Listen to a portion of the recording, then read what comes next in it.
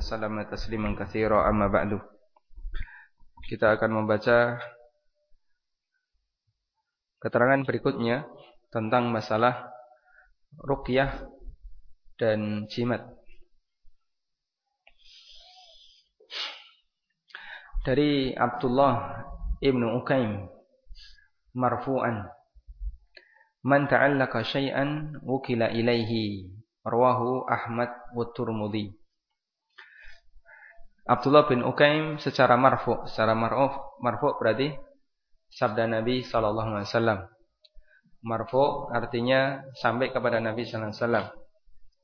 Dan Abdullah bin Ukaim ini adalah Abu Ma'bad Al-Juhani. Kunyahnya Abu Ma'bad Al-Juhani, orang Kufah. Pernah bertemu atau menjumpai zaman Nabi sallallahu alaihi wasallam, wala yu'raf annahu sami'a minhu, namun tidak diketahui dalam biografinya bahwa Abdullah bin Ukaim pernah mendengar hadis dari Nabi sallallahu alaihi wasallam. Sehingga pernyataan beliau kalau kemudian sampai kepada Nabi sallallahu alaihi wasallam terhitung mursal. Apakah beliau sahabat? Kalau beliau sahabat, maka mursal sahabat la yadur. Mursal sahabat diterima. Misalnya ada sahabat A, dia ketemu Nabi sallallahu alaihi wasallam, tapi tidak pernah mendengar khutbah Nabi sallallahu alaihi wasallam atau tidak pernah mendengar sabda Nabi sallallahu alaihi wasallam. Mungkin tidak? Mungkin saja ya. Dia masuk Islam rombongan, setelah selesai masuk Islam pulang. Dan itu banyak sekali.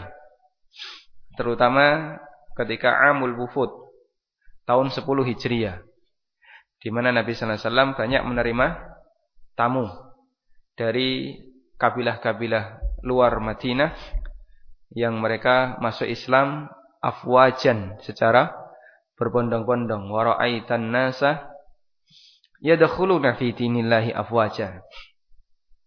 Engkau lihat manusia mereka masuk ke dalam agama Allah secara berbondong-bondong. Setelah kejadian Fathu Makkah. Kenapa demikian? Karena masyarakat yang ada di sekitar Madinah itu nitani. Kalau betul Muhammad ini Nabi, maka pasti dia akan bisa menaklukkan negeri asalnya. Dan ternyata Allah buktikan Rasulullah SAW bisa menaklukkan kota Mekah. Di saat itulah mereka membuktikan janjinya. Berarti dia bukan pembohong, dia Nabi. Akhirnya mereka pun masuk Islam secara berbondong-bondong. Satu suku masuk Islam. Nanti wakil dari suku itu melaporkan kami satu suku masuk Islam, ganti yang lain. Sehingga Madinah penuh dengan tamu yang disebut dengan Amul Wufud, tahun tamu. Dan itu yang menyebabkan Rasulullah SAW menunda haji beliau. Hajinya Nabi SAW tahun 10, akhir tahun 10, dan haji pertama tahun 9 Hijriah. Ini haji yang dilakukan oleh siapa? Abu Bakar As-Siddiq bersama para sahabat yang lainnya untuk mengumumkan bahwa orang musyrik tidak boleh lagi datang ke Baitullah melakukan haji, karena mereka kalau haji ikut telanjang. Sehingga enggak boleh Nabi sallallahu alaihi wasallam lagi tawaf sementara ada orang musyrik ikut tawaf sambil telanjang. Disterilkan dulu Mekah dan sekitarnya atau Ka'bah dan sekitarnya dari kehadiran orang-orang musyrikin. Kemudian kalau beliau ketemu Nabi sallallahu alaihi wasallam berarti beliau sahabat. Dan tadi mursal sahabat bisa diterima. Karena semua sahabat adalah orang yang adil. Semua sahabat adalah orang yang dia pasti kejujurannya. Atau termasuk juga tabi'in, yang tabi'in ini tidak dikenal sebagai tabi'in mudallis, yang suka menutupi perawi atasnya. Semacam ini diperbolehkan dan diterima riwayatnya. Zahir menunjukkan bahwasanya hadis ini adalah hadis yang diterima, hadis yang makbul, sekalipun Abdullah bin Ukaim beliau tidak pernah mendengar dari Nabi sallallahu alaihi wasallam, sehingga pernyataan marfu'an secara marfu' sampai Nabi sallallahu alaihi wasallam boleh diterima. Kata Rasulullah sallallahu alaihi wasallam, "Man ta'allaqa syai'an wukila ilaih." Barang siapa yang menggantungkan diri kepada sesuatu, wukila ilaihi, maka dia akan dipasrahkan untuk selalu bergantung kepadanya. Sebagaimana dalam kaidah Islam, kita punya kaidah al-jaza min jinsil amal, bahwa setiap balasan itu sejenis dengan amalnya. Karena itu bisa jadi ada orang yang melakukan perbuatan A, kemudian oleh Allah Subhanahu wa taala dia mendapatkan hukuman dengan apa yang sesuai perbuatannya. Dan dalam hadis ini Allah Subhanahu wa taala memberikan janji balasan dan janji hukuman bagi orang yang menggantungkan dirinya kepada sesuatu. Kalau syai'an kita ganti kepada Allah, syai'an kita ganti dengan kata Allah, berarti kalimatnya gimana? Man ta'allaqa Allaha wukila ilallahi. Siapa yang bergantung kepada Allah, siapa yang bergantung kepada takdir Allah, bergantung kepada ketetapan Allah, wukila ilaih, maka Allah Subhanahu wa taala akan jadikan dia merasa nyaman dengan keputusan Allah Subhanahu wa taala. Tapi kalau syai'an kita ganti makhluk, man ta'allaqa makhluqan wukila ilaih. Siapa yang bergantung kepada makhluk, maka wukila ilaih, dia dijadikan sebagai orang yang selalu bergantung kepada makhluk. Dia akan merasa nyaman dengan keberadaan makhluk itu. Ini hukuman ataukah janji baik? Ini hukuman. Ketergantungan makhluk dengan makhluk yang lain membuat makhluk itu tidak merdeka. Berbeda dengan ketergantungan makhluk kepada Allah, maka makhluk itu akan semakin merdeka. Tapi ketika ada makhluk yang dia bergantung kepada makhluk, makhluk itu akan semakin terikat. Karena itulah sebisa mungkin menjadi makhluk yang merdeka, salah satu di antara caranya adalah lepaskan semua ketergantungan kita kepada makhluk yang lain. Kita bergantung kepada Allah, bukan kepada makhluk. Meskipun terkadang suasana kehidupan mengkondisikan manusia untuk bergantung kepada makhluk yang lain. Kemarin kita sudah sebutkan salah satu di antara sasaran tawakal modern adalah perusahaan asuransi. Orang menjadi begitu bergantung kepada lembaga asuransi, atau masa depannya digantungkan kepada lembaga asuransi, dan itu bentuk menggantungkan diri kepada makhluk. Lebih parah lagi ketika dia menggantungkan dirinya kepada jimat, sehingga dia merasa tenang ketika membawa jimat dan merasa resah ketika tidak membawa jimat. Orang yang berkendaraan itu bergantung kepada SIM dan STNK. Nah, dia kalau jalan tanpa bawa SIM enggak tenang, Pak ya. Kemudian dia ketemu Pak polisi deg-degan. Itu tanda cinta. Man ta'allaqa syai'an wukila ilaih. Siapa yang bergantung kepada orang lain, bergantung kepada makhluk tertentu, wukila ilaihi, maka dia akan dijadikan semakin bergantung kepadanya. Karena itu ada dua hal yang perlu kita bedakan. Ada syariat dan ada takdir. Apa yang terjadi di alam ini, apakah semua sesuai syariat? Ya? Apa yang terjadi di alam ini semua sesuai syariat tidak? Banyak yang bertentangan dengan syariat. Sehingga kalau misalnya ada orang yang dia melakukan penyimpangan karena cita-cita tertentu, dia melakukan penyimpangan karena cita-cita tertentu, datang ke dukun biar cepat kaya. Waalaikumsalam. Kemudian ternyata cita-citanya terwujud. Apakah berarti bahwa Allah Subhanahu wa taala membenarkan tindakannya? Bagaimana jawabannya? Tidak. Kenapa? Tidak sesuai syariat. Yang mana yang tidak sesuai syariat? Mendatangi dukun. Tapi Allah membenarkan cita-citanya. Dia datang ke dukun biar cepat kaya. Dan ternyata terbukti. Begitu datang 3 kali ke dukun, langsung kaya. Cepat kaya. Berarti kan Allah membenarkan tujuannya. Kalau memang datang ke dukun itu sesuatu yang dilarang, seharusnya Allah Subhanahu wa taala akan mentakdirkan yang berbeda dari apa yang dia inginkan. Ada orang yang berobat dengan akik. Dia anggap akik ini bisa memancarkan aura. Karena nanti kalau misalnya ada orang yang dekat-dekat, kemudian dipancarkan akiknya, ya, jadi Green Lantern, maka dia akan muncul auranya. Dan terbukti. Berarti ketika itu terbukti, tindakannya betul atau tidak? Ya, tindakannya tetap tidak betul. Kenapa? Karena takdir Allah berbeda dengan syariat. Apa yang Allah takdirkan belum tentu apa yang Allah sejalan dengan apa yang Allah syariatkan. Allah takdirkan banyak hal di alam ini. Di sana ada orang kafir, di sana ada orang muslim, ada orang jahat dan seterusnya. Di sini banyak orang yang tidak paham. Ketika ada orang yang dia didatangi oleh pastor, tanamkan kehadiran Yesus dalam diri Anda, maka Anda akan sembuh. Ternyata sembuh. Orang awam bilang, oh berarti ini benar. Kenapa? Karena keinginannya terwujud. Penilaian ini salah atau betul? Penilaian salah atau betul? Salah. Betul atau salah, Pak? Betul. Relatif berarti ya. Ini jelas penilaian yang salah. Karena apa yang Allah takdirkan dia sembuh, itu tidak membuktikan bahwasanya perbuatannya adalah benar. Atau ketika ada orang, dan ini pernah disampaikan oleh salah satu tokoh di tempat kita. Saya boleh nyebutnya, Mas? Ya, ini disampaikan oleh Pak Hasyim Muzadi. Ketika kasus Batu Ponari. Kenapa orang harus ribut menyalahkan Batu Ponari syirik, Batu Ponari apa dan seterusnya. Padahal orang yang berobat di Ponari ternyata terbukti. Banyak orang yang berobat di Ponari sembuh. Ya, meskipun yang sakit juga banyak, tapi tidak terangkat di media. Namun yang dititeni kan itu banyak yang sembuh. Ini sembuh, ini sembuh, ini sembuh. Hanya dengan satu celupan tangan Ponari.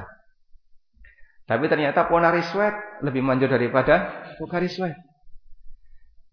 Dan itu menyembuhkan. Kemudian dianggap, kalau itu sampai menyembuhkan, berarti kan Allah Subhanahu wa taala meridhai. Buktinya Allah Subhanahu wa taala mengizinkan pengobatan ini bisa menyembuhkan. Dibenarkan atau tidak ini? Tidak dibenarkan. Kenapa? Karena takdir Allah berbeda dengan syariat Allah. Ada takdir sendiri, ada syariat sendiri. Tidak semua yang Allah takdirkan sejalan dengan apa yang Allah syariatkan. Banyak orang yang tidak paham semacam ini, sehingga takdir itu digunakan untuk sebagai pembenar dari kesalahan yang dia lakukan. Terbukti saya sukses meskipun saya berobat ke pastor, dengan kemudian membayangkan kehadiran Yesus. Atau terbukti saya berhasil meskipun saya ke dukun. Tapi ini semuanya bukan dalil bahasanya apa yang dia lakukan itu benar. Justru ini dalil bahwa apa yang dilakukan itu salah.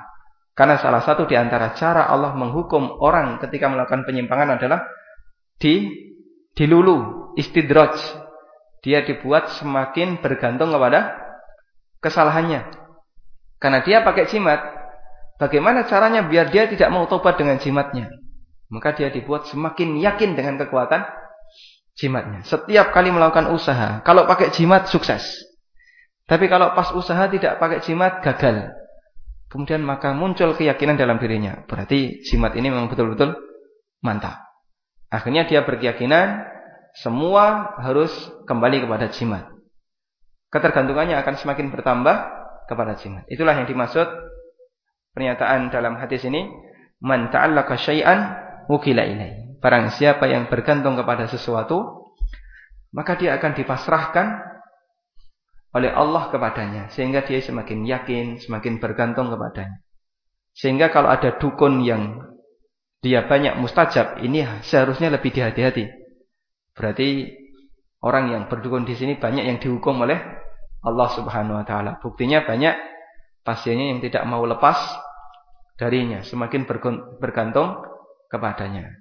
Dilulu, istidraj, diuji oleh Allah Subhanahu wa taala sehingga dia semakin bergantung kepada makhluk. Dan itu hukuman yang Allah berikan kepada makhluk. Termasuk juga dalam masalah hal yang mubah. Sekalipun itu mubah, namun kita tidak boleh terlalu bergantung kepadanya. Ada sebagian orang yang kalau kehilangan obatnya stres, sehingga nambahi penyakit. dan kurang tawakal kepada Allah. Dia anggap hanya satu itu yang bisa mengobati. Termasuk ketika dalam pasangan keluarga. Biasanya yang bergantung itu suami bergantung kepada istri atau sebaliknya, Pak? Suami bergantung kepada istri. Nek bojone mati kelepekan dia. Atau istri terlalu bergantung kepada suami.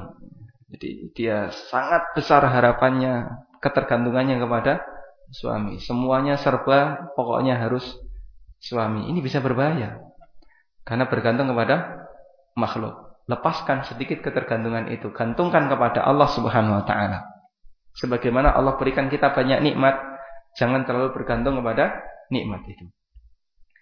Kemudian warawa al-Imam Ahmad an Ruwaifi qala li Rasulullah sallallahu alaihi wasallam ya Ruwaifi la'alla al-hayata satatulu bika fa akhbirin nas anna man aqada lihyatahu aw taqallata wataran aw istanja bi raji'i dabatin aw azmin fa inna Muhammadan bari'um minhu. Rawahu Ahmad wa Abu Dawud. Wahai Ruwaifi, Nabi sallallahu alaihi wasallam pernah bersabda kepada Ruwaifi, wahai Ruwaifi. Ruwaifi ini anak keduanya Ustaz Abduh ya. Ruwaifi bin Thabit Ibnu Sakan. Beliau dari Bani Malik bin Najjar Al-Ansari. Dan beliau pernah menjadi gubernur di daerah Raqqah. Dan beliau Raqqah di mana Raqqah? Di Syria, Palestina. Di Palestina. Beliau pernah jadi gubernur di daerah Palestina. Berarti ini di masa Umar. Dan beliau yang menaklukkan Afrika di tahun 47 Hijriah. Wahai Ruwaifi, la'alla al-hayata satatulu bika. Mungkin usiamu panjang. Dan pernyataan Nabi sallallahu alaihi wasallam ini terbukti, bagian dari mukjizat beliau. Terkadang apa yang beliau sampaikan sesuai dengan realita, atau apa yang beliau sampaikan sesuai dengan realita. Karena Allah Subhanahu wa taala mengabarkan kejadian yang tidak diketahui oleh manusia. Dan itu bagian dari mukjizat Rasulullah SAW. Dulu Nabi Isa itu punya mukjizat. Beliau bisa mengetahui isi rumah orang dan harta yang disimpan oleh orang. Sehingga Nabi Isa bisa nebak, di rumah bapak ada ini. Bapak nyimpan ini dalam tanah. Ini Nabi Isa tahu. Nabi Muhammad SAW tahu lebih jauh lagi. Beliau lebih tahu apa yang belum ditakdirkan oleh Allah Subhanahu wa taala. Bagian dari wahyu yang Allah berikan kepada para nabi. Ilmu ini enggak bisa dipelajari. Kenapa? Mukjizat. Dan mukjizat bedanya dengan sihir. Kalau sihir bisa dipelajari, kalau mukjizat tidak bisa dipelajari. Maka orang misalnya, saya mau meniru Nabi Musa punya tongkat, ya raiso ya. Sampai tepes enggak bakalan bisa. Karena mukjizat tidak bisa dipelajari. Tapi kalau sihir bisa dipelajari. Itulah yang menjadi latar belakang Allah Subhanahu wa taala menurunkan Harut dan Marut. Sihir itu siapa yang ngajari? Harut dan Marut. Padahal beliau malaikat. Tujuannya bukan ngajari jahat, tapi tujuannya untuk menunjukkan kepada manusia ini beda sihir dan ini beda, ini mukjizat. Sihir itu bisa dipelajari, ada bukunya, ada perguruannya. Tapi kalau mukjizat tidak bisa dipelajari. Seperti itu pula karomah. Karomah tidak bisa dipelajari. Kalau ada orang yang dia belajar ke pondok pesantren, tujuannya apa? Ingin cari karomah. Oh, berarti itu ingin cari sihir ya. Karena karomah tidak bisa dipelajari. Kemudian kata Nabi sallallahu alaihi wasallam, "Fa'akhbirin nas." Karena itu sampaikan kepada umat manusia. Setelah aku meninggal, nanti kalau ketemu orang lain, sampaikan kepada mereka, "Anna man aqata lihyatahu." Siapa yang mengikat lihyahnya, mengikat jenggotnya. Au taqallata wataran, atau dia memakai kalung dari watar. Au istanja bi raji idabatin, atau dia istinja dengan menggunakan kotoran hewan. Au admin, atau istinja dengan menggunakan tulang. Fa inna Muhammadan bari'um minhu, sampaikan bahwa Muhammad tidak ikut campur dengannya, berlepas diri darinya. Apa yang dimaksud dengan aqada lihyatahu? Mengikat jenggot. Yang dimaksud mengikat jenggot ada beberapa makna yang disampaikan oleh para ulama. Pertama, maknanya adalah dia memelintir jenggot, ya, kemudian dibuat jadi 3 atau jadi berapa, dipelintir terus dikelabang. Ini kalau jenggot yang semut kayak gini ya nggak bisa, ya. Jenggot yang gede-gede itu bisa. Apalagi yang nggak punya jenggot baby face. Ya.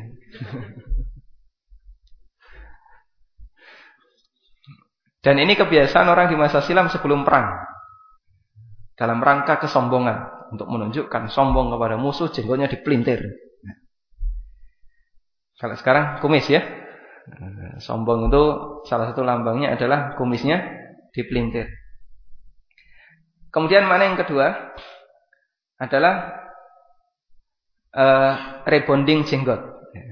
Jadi jenggotnya dibuat keriting dalam rangka tiru-tiru orang banci.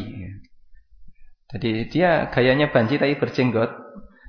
Itu biasanya jenggotnya direbonding. Kemudian yang ketiga, yang dimaksud di sini adalah dia mengikat jenggotnya, kemudian dikareti ketika sholat. Dan ini semuanya dilarang dalam Islam. Karena itu jenggot dibiarkan lepas, sebagaimana rambut juga dibiarkan lepas. Gondrong kalau sholat itu, kalau dia nggak pakai peci, ya. Kalau pakai peci tidak masalah. Kalau nggak pakai peci, gondrong ketika sholat itu digelung atau dilepas? Jawabannya dilepas. Sehingga nanti rambutnya ikut jatuh ketika sholat. Rambutnya ikut sujud karena jatuh ketika sholat. Beda kalau rambutnya diikat. Nah, jadi rambutnya nongol di atas, wajahnya yang sujud. Kemudian yang kedua, au taqallada wataron, atau dia memakai kalung dari watar. Kemarin kita sudah sebutkan watar itu apa? Apa makna watar? Tali busur. Tali busur yang sudah lama dipakai, sudah banyak membunuh orang, tali busur ini, sehingga diyakini itu mendatangkan keberkahan. Ada unsur kesaktiannya. Au istanja bi roji'i dabatin, atau dia melakukan istinja. Istinja apa, Pak? Bersuci, cebok. Istinja itu kalimat umum. Bisa pakai air, bisa pakai selain air. Tapi kalau istijmar ini khusus untuk yang selain air. Nah, dalam istinja dengan batu atau dengan selain air yang disebut istijmar, nama lainnya istijmar. Kalau istinja umum, mau air bisa, selain air bisa. Kalau istijmar khusus selain air. Dalam istijmar dengan selain air, aturannya harus menggunakan benda yang bisa menyerap. Kalau bendanya tidak menyerap, tidak boleh. Misalnya beling, nah itu tidak menyerap, ya. Atau godong gedang, nah ini tidak menyerap. Apalagi kolonjono, nah, godong jati, ini tidak boleh, ya, karena tidak menyerap. Nah, yang boleh yang tisu, ya, amplas boleh nggak? Yang kedua, tidak diperkenankan menggunakan makanan. Misalnya makanan kering, boleh nggak? Roti, kan, ya? Ini nggak boleh. Makanya tidak boleh istinja dengan air zam-zam. Air zam-zam boleh dipakai wudu, tapi tidak boleh dipakai untuk istinja. Akan sama-sama air, apa bedanya air ini dan itu? Bukan karena semata khasiatnya. Tapi Nabi sallallahu alaihi wasallam menyebut zam-zam ta'amu ta'min. Zam-zam itu seperti makanan. Makanya status zam-zam adalah makanan. Selain zam-zam boleh dipakai untuk istinja. Nek larang pripun aqua ya. Ya itu kan masalah harga ketersediaan. Di gunung seperti engko celekit-celekit. Panas ini. Dirubung semut.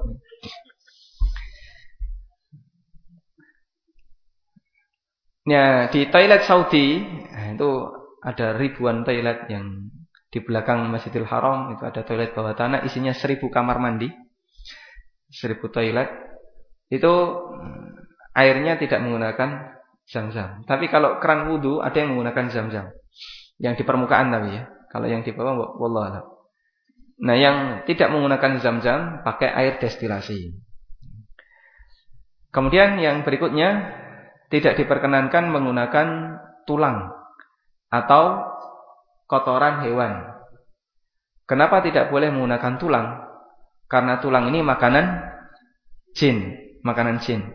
Dan Nabi SAW menghormati jin yang muslim. Kita sama-sama muslim, baik dari golongan manusia maupun jin. Maka sekalipun dia jin, tidak boleh kemudian dia dihinakan. Terus tulangnya dikasih najis. Nah, ini enggak boleh. Dan jin datang kepada Nabi sallallahu alaihi wasallam yastazitu an Nabi sallallahu alaihi wasallam. Mereka minta zat, mereka minta bahan makanan, bekal hidup kepada Nabi sallallahu alaihi wasallam. Lalu Nabi sallallahu alaihi wasallam mengatakan, "Wa fi kulli admin tajidu ma aw farama yakunu minal lahmi." Setiap tulang kamu akan jumpai di sana penuh dengan daging. Sehingga jin muslim makannya tulang dari kaum muslimin. Karena itu tulang jangan dimakan. Kasihkan jin. Nek ayam tulang lunak tulang boleh dimakan, tapi tidak boleh tidak boleh ditelan ya. Tidak boleh dikasih najis. Kalau dimakan boleh, dikasih najis tidak boleh. Kemudian berikutnya tidak boleh menggunakan roji idabah. Tidak boleh menggunakan kotoran dabah. Dabah di sini yang dimaksud adalah keledai. Karena kotoran keledai apa hukumnya? Najis. Seperti kotoran kucing. Jadi hewannya tidak najis, tapi kotorannya najis. Kok bisa? Nah, kucing kan enggak najis. Tapi kotorannya najis. Keledai tidak najis, boleh ditunggangi, tapi kotorannya najis. Liurnya najis enggak keledai? Tidak najis. Hanya kotorannya najis, darahnya najis, dalamnya najis. Sehingga kenapa tidak boleh digunakan untuk istijmar? Karena tidak boleh membersihkan najis dengan najis. Itu jadi kaidah. Najis tidak boleh dibersihkan dengan najis. Sesuatu yang haram tidak boleh diobati dengan sesuatu yang terlarang. Namanya sedekah dari benda yang haram itu dilarang. Maka orang tidak boleh beralasan saya mau deposit uang 100 juta atau 200 juta, nanti hasil bunganya dipakai untuk menyantuni anak yatim. Nah, ya ini enggak boleh. Tidak boleh membersihkan najis dengan najis.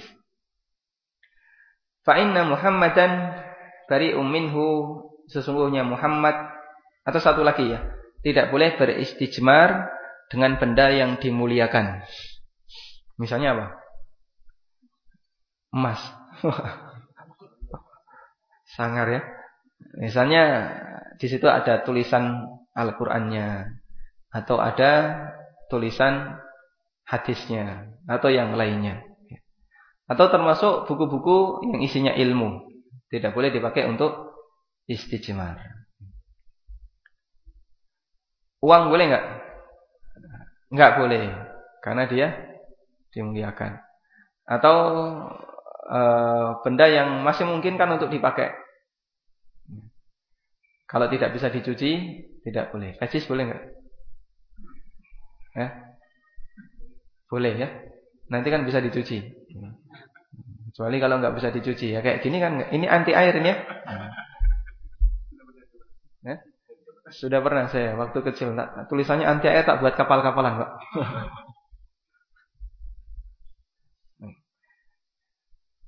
Kemudian di sini ada kalimat au taqallada wataran. Dia mengalungkan, membuat kalung dari watar. Jadi watar adalah busur panah, dan ini termasuk menggunakan jimat.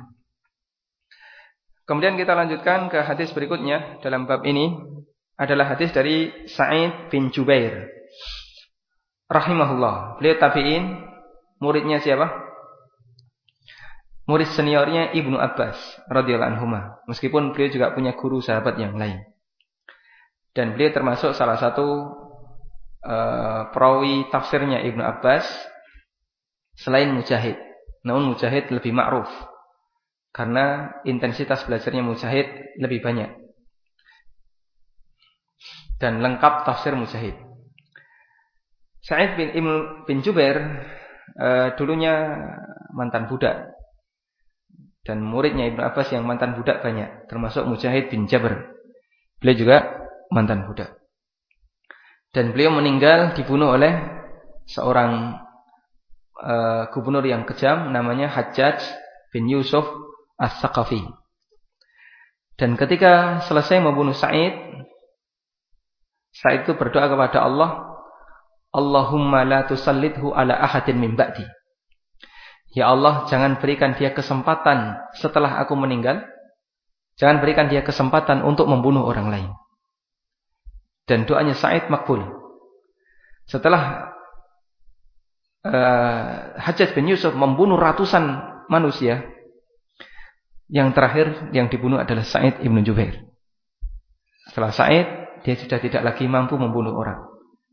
Dan setelah Sa'id meninggal, Hajjaj bin Yusuf bermimpi berkali-kali berdebat dengan Sa'id. Takut dengan kematian Sa'id ibn Jubair. Dan itulah yang menyebabkan dia meninggal dunia. Kata Sa'id bin Jubair, "Man qata'a tamimatan min insanin kana ka'adli raqabatin." Rawahu Waqi' ibn al-Jarrah. Barang siapa yang memutus tamimah dari seseorang, siapa membuang jimat dari seseorang, kana ka'adli raqabatin, maka pahalanya seperti membebaskan budak. Ini hadis atau bukan? Hadis atau bukan? Ya. Ini bukan hadis, tapi apa? Asar dari tabi'in, pernyataan dari tabi'in. Sehingga di sini penulis Syekh tidak menyebutkan dari Nabi sallallahu alaihi wasallam. Ini pernyataan dari Sa'id bin Jubair. Bukan pernyataan dari Nabi sallallahu alaihi wasallam. Kalau misalnya ada orang yang mengatakan dari Sa'id bin Jubair dari Nabi sallallahu alaihi wasallam, man qata'a tamimatan min insanin dan seterusnya, maka ini hadis dhaif. Artinya kalau disampaikan, disandarkan kepada Nabi sallallahu alaihi wasallam, dinyatakan ini dari Nabi sallallahu alaihi wasallam, itu lemah. Karena terbukti itu bukan dari Nabi sallallahu alaihi wasallam, tapi itu dari Sa'id bin Jubair. Tapi kalau dari Sa'id bin Jubair, ini bisa diterima. Selanjutnya, kalau misalnya ada seorang tabi'in yang punya pernyataan, dan pernyataan itu terkait syariat, bisa diterima atau tidak? Ini kembali kepada kaidah apakah pernyataan tabi'in itu bisa jadi dalil atau tidak. Dan yang benar, pernyataan tabi'in adalah tafsir dari dalil. Tafsir dari dalil. Sebagaimana pernyataan sahabat adalah tafsir dari hadis dan Al-Quran ketika mereka menyampaikan tafsir Quran. Karena itu, pernyataan mereka bisa diterima sebatas jadi tafsir. Pernyataan Sa'id bin Jubair, man qata'a tamimatan min insan, siapa yang memutus jimat dari manusia, maka dia mendapatkan pahala ka'adli raqabah, seperti membebaskan budak. Ini beliau berbicara tentang masalah pahala. Dan pahala itu rahasia Allah Subhanahu wa taala, hanya Allah yang tahu, karena Allah yang ngasih. Sehingga amal apa yang berpahala orang tidak tahu. Termasuk amal ibadah pahalanya seberapa orang juga tidak tahu. Jenis pahala orang tidak tahu, ukurannya tidak tahu, termasuk amal apa yang berpahala orang juga tidak tahu. Tapi kenapa di sini disebutkan oleh penulis pernyataan Sa'id bin Jubair tentang masalah pahala? Apa yang disampaikan oleh Sa'id bin Jubair, kenapa disebut senilai dengan membebaskan budak? Ini hasil ijtihad beliau, karena orang yang membebaskan orang lain dari jimat, berarti dia membebaskan pelaku pengguna jimat ini dari perbudakan kepada jimat. Karena itu, sebagaimana dulunya dia jadi budak kesyirikan jimat, ketika dia diputus jimatnya dan dibuang jimatnya, dia kembali kepada Allah, maka seolah-olah dia telah dibebaskan dari perbudakan menjadi orang yang merdeka. Karena itu, orang yang mendakwai orang syirik kemudian dia jadi ahli tauhid, hakikatnya dia telah membebaskan orang ini dari perbudakan dari kesyirikan menuju ketauhidan. Ini menunjukkan keutamaan orang yang mengajak orang lain, mengajarkan orang lain kepada masalah tauhid, memiliki pemahaman yang benar dalam masalah akidah. Karena pemahaman yang menyimpang dalam masalah akidah, apalagi kesyirikan, hakikatnya orang itu telah menjadi budak bagi kesyirikannya. Kemudian walahu an Ibrahim, dan diriwayatkan dari Ibrahim, yaitu Ibrahim An-Nakhai, termasuk salah satu ulama tabi'in yang senior, Ibrahim An-Nakhai. Beliau meninggal tahun 96 Hijriah. Kanu yakrahuna tamaim kullaha minal Qur'an wa ghairil Qur'an. Dulu mereka, yang dimaksud mereka di sini, kalau tabi'in bercerita, dulu mereka, berarti mereka sini siapa? Gurunya, yaitu para sahabat atau tabi'in yang lebih senior. Dulu mereka orang-orang saleh yang lebih senior daripada saya, para sahabat atau tabi'in yang lebih senior daripada saya, kanu yakrahuna tamaim, mereka membenci semua bentuk jimat.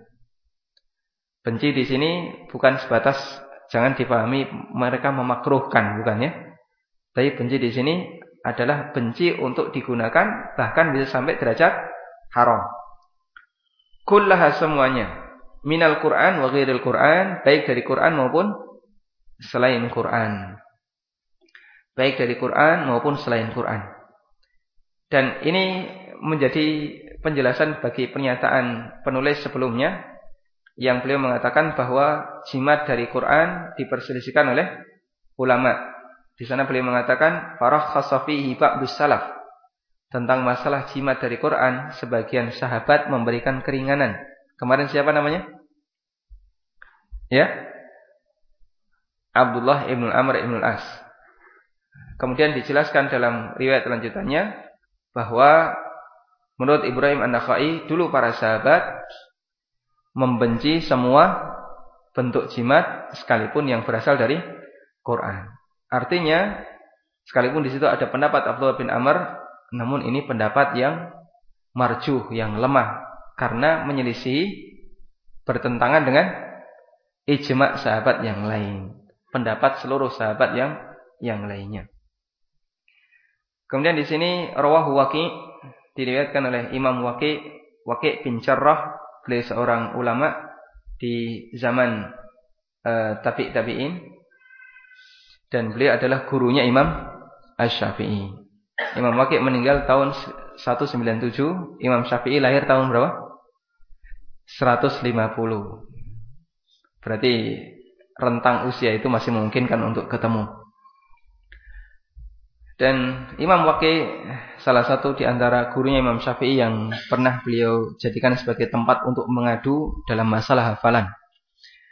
Dalam sebuah diwan Syafi'i, beliau pernah mengatakan, syakautu ila Waqi' an su'i hifdzi fa arsyadani ila tarkil ma'asi fa'lam bi anna al-ilma nurun wa nurullahi la yuhda lil 'asi. Saya pernah mengadu kepada Waqi' tentang buruknya hafalanku. Fa arsyadani ila tarkil ma'asi. Lalu beliau menyarankan kepadaku untuk meninggalkan maksiat. Fa'lam bi annal ilma nurun, ketahuilah bahasanya ilmu itu nurun, harus nurun yang lain. Ya, nah, kalau enggak nurun enggak boleh, Pak ya. Berarti membuat ilmu sendiri. Ilmu itu cahaya. Wa nurullahi la yuhda lil 'asi. Dan cahaya Allah tidak akan diberikan kepada tukang maksiat. Wallahu a'lam wa sallallahu ala nabiyyina Muhammadin wa ala alihi wa sahbihi wasallam. Ada yang mau disampaikan?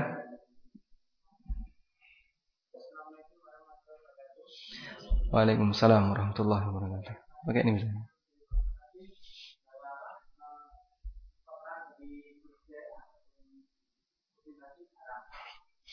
Najis. Yang kami tanyakan untuk kotoran hewan-hewan ternak seperti ayam, kucing apa juga termasuk najis? Terima kasih saja. Assalamualaikum warahmatullahi wabarakatuh. Waalaikumsalam warahmatullahi wabarakatuh. Kotoran keledai najis karena keledai itu haram dimakan. Keledai jinak haram dimakan. Kalau keledai liar halal dimakan. Keledai liar itu apa?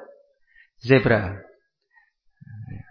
Farrat ka'annahum khumurum mustanfirah farrat min qaswarah. Mereka seperti himar-himar yang lari, yaitu keledai-keledai liar. Maksudnya adalah zebra farrat min qaswarah, yang lari dari kejaran singa. Qaswarah. Karena dia haram dimakan, maka dia tidak boleh, atau kotorannya najis. Dan itu jadi kaidah. Semua binatang yang haram dimakan, kotorannya najis. Sebaliknya, kalau halal dimakan, kotorannya tidak najis. Kotoran ayam tidak najis, ya. Kotoran kambing tidak najis. Sapi halal dimakan, tidak najis. Cicak. Oh, teleknya.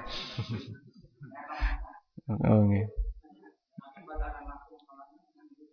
Ya. Tentang kotoran cicak ada dua pendapat ulama. Cicak haram dimakan. Dan hewan yang haram dimakan itu ada dua. Ada yang lahu nafsun sa'ilah dan ada yang laisa lahu nafsun sa'ilah. Ada yang punya sistem transportasi darah merah dan ada yang tidak punya darah merah. Kotoran hewan yang tidak punya darah merah, dia tidak najis. Kotoran lalat, kotoran nyamuk, kotoran kecoa, cacing, yang kering-kering itu. Kalau mati, dia bangkai jadi kering. Baik. Ada segudang kecoa mati bersamaan, jadi bangkai ribuan kecoa. Ruangan itu bau enggak? Bau kecoanya, tapi tidak bau bangkai. Tidak bau bangkai. Karena hewan yang dia tidak punya sistem darah merah, nanti kalau mati nggak bau dia. Paling kering begitu saja. Sedangkan kotoran hewan yang punya sistem darah merah, statusnya najis. Ulama beda pendapat. Cicak itu punya darah merah atau tidak? Mungkin dulu belum ada pelajaran biologi yang detail gitu ya. Cicak punya darah merah tidak? Punya. Semua yang bertulang belakang punya darah merah. Vertebrata. Jelas punya Pak ya. Kalau enggak nanti jadi moluska. Ya, sehingga cicak ada darahnya. Maka ulama beda pendapat itu begini.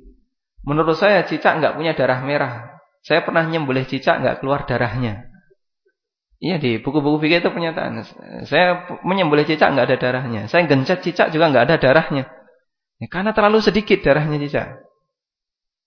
Ada yang membuktikan, saya membelah cicak ada darahnya. Akhirnya dihukumi najis. Beda pendapatnya di situ. Apakah ada darahnya atau tidak? Dokter hewannya mana? Ada darahnya enggak? Ada ya.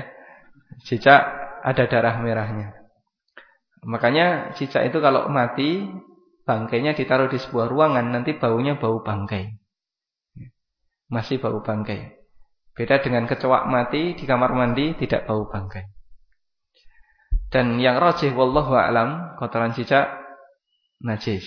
Karena itu sebisa mungkin dihindari. Dihindari, dan kalau misalnya susah untuk dihindari, minimal jangan sampai kena badan kita ketika sholat. Wallahu a'lam.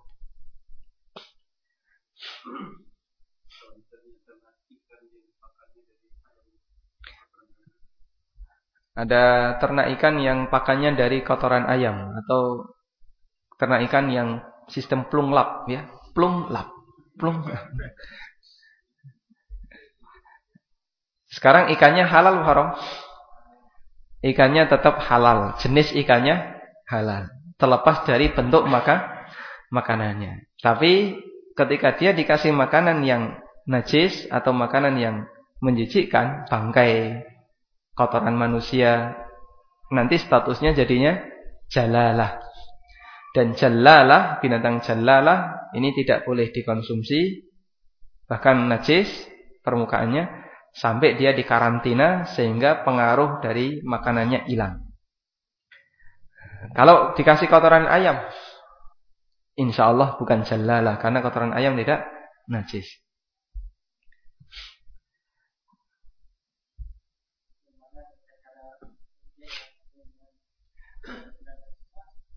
Tata cara ruqyah sesuai Al-Quran dan Sunnah, pengajiannya setengah jam. 9:30 bubar ya. Kita mulai kajian tentang ruqyah.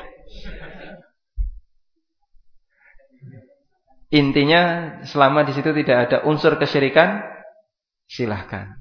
Karena ruqyah yang dilarang itu ruqyah yang di situ ada unsur kesyirikan. Masalah kemujaraban ini kembali kepada tekniknya, teorinya. Tapi masalah mubah dan tidak, syar'i dan tidaknya, satu kata tadi, ada unsur syiriknya atau tidak. Sehingga boleh saja orang ruqyah pakai bahasa Jawa. Dia mujeti ya, sambil meruqyah, balung, balikno ning nggonmu. Itu kan ruqyah, Pak. Itu ruqyah, tapi ini ada kalimat syiriknya enggak? Ya? Ada enggak? Enggak ada. Tidak ada bentuk permohonan kepada selain Allah. Ya, dia memanggil benda yang dia pegang. Ya, boleh-boleh saja. Wallahu a'lam. Wa sallallahu ala nabiyyina Muhammadin wa ala alihi wa sahbihi wa sallam wa akhiru da'wana alhamdulillahi rabbil alamin. Subhanakallahumma wa bihamdika asyhadu an la ilaha illa anta astaghfiruka wa atubu ilaik.